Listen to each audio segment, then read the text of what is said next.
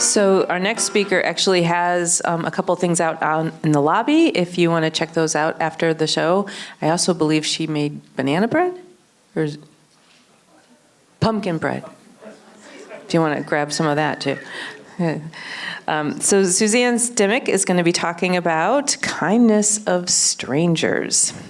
All right, can you hear me? Perfect. All right. I believe in something so totally ordinary, the kindness of strangers. We all experience those grace notes when somebody reaches out with their compassion or their help, and it just shows up that we are all tethered together. As luck would have it, this May, I flew out to the motherlode. I went to the Midwest to a graduation in Wisconsin and then on to Chicago. Everybody there, you feel like you're going to trip over, is so kind. And my last few days, I felt like I had a need. I wanted to document their kindness. I wanted to find the hope that it gave me and have it come back.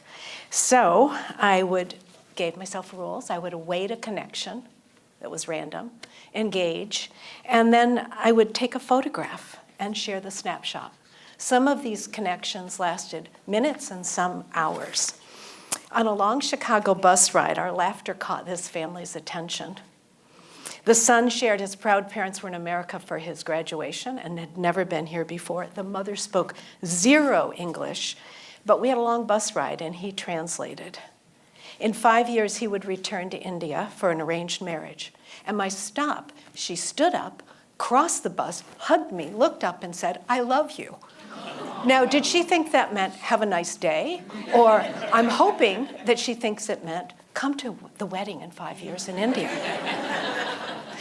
On our last day in Chicago, we were a little early for the institute, the Art Institute, members only. So I approached Terry, the guard, and asked, could we purchase our tickets a little bit early?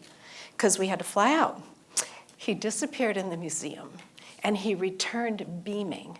He had procured for us tickets to the show, tickets to the Frida Kahlo show, and free lunch vouchers. I said, why? And he said, I just felt like I wanted to be nice to you. Then it was off to the subway, which I don't love. On the subway, we studied the map directions really carefully. We read the signage, and then to be extra certain, we approached the ticket booth where Jesse was working. He looked up and said, well, you look smart. And he struggled from his seat and walked with a lot of difficulty. And he brought us right to the correct track, at which point I took his picture and he said, I can't wait to show these off. At the airport, all bets were off. Out the gate was a sandstorm that was blinding. Out the other gate was amid tornado warnings, was cats and dogs raining down. Our Burlington pilots were there. Felix was on one side, and I called the other Oscar. They were stranded, and all the monitors flashed delay. I was scared. I don't like to fly, but Myrna stood out. She was beautiful, and she was calm. So she led us from fear completely into calm and trust. She's a physics teacher, but she had been a flight attendant. She and I continued talking.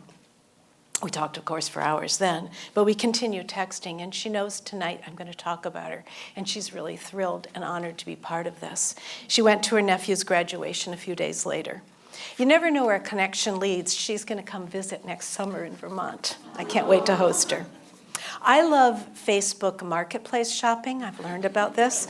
No better place than at the base of Mount Philo. So I'll set the scene. I'm buying a canary yellow chair and ottoman.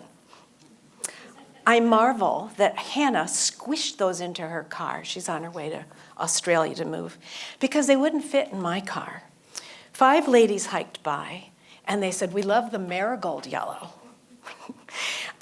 We couldn't do it. 2 men joined in. They ended up taking the legs off. We're now 8 people to try and put this in my car. It didn't work. So 8 people doesn't work. Somebody said there's a pickup truck. And emerging from the truck is John, who you'll see in a second. He says, I'm going up to Burlington to Price Chopper. Bingo. He tosses it in, takes off his shirt, which he then put on, to protect the chair from his truck bed. Mission accomplished. Both furniture and kindness were delivered right to my door. Now, next is a collage of photos. Anthony shared his favorite poetry that spoke of kindness. Laurent, you'll see later, is this amazing human being who emigrated to Burlington through Italy 40 years ago from Romania. Amazing story. And last month at a Portland restaurant, waiting in line for the bathroom, out emerges this wacky, crazy genie with a maniacal look in her eyes. She says, "Come in!" And she drags 5 of us into the bathroom and says, "Listen, it speaks. It's the foaming soap dispenser." And it did. It said, "What the hell, man?" I have video. You really can hear it. We hear that social connection ranks higher than diet or exercise or clean air for longevity and well-being. Well, studies also show that the highest is the incidental social connection, the weak tie that's made outside of your regular social connections. They tether us together in a way that teaches empathy. And it's really important because we now live in a fractured world. If our lives could intersect more with strangers and with kindness, do you think we could bridge some of our dangerous polarization? I think it's worth a try. Much in life right now feels big and difficult, but a smile and an open heart and taking a lot of time just finds a kind stranger, at which point the ordinary really becomes the extraordinary. I believe, frankly, it's a way to resist. Jeannie and Jacob stay in touch. They're getting married in Ireland tomorrow, and they're going to come visit me from Indianapolis looking for more soap dispensers. I really thank you for listening, and if any of this resonates with you about the kindness of a stranger, seek me out because I want to keep this going. Thank you.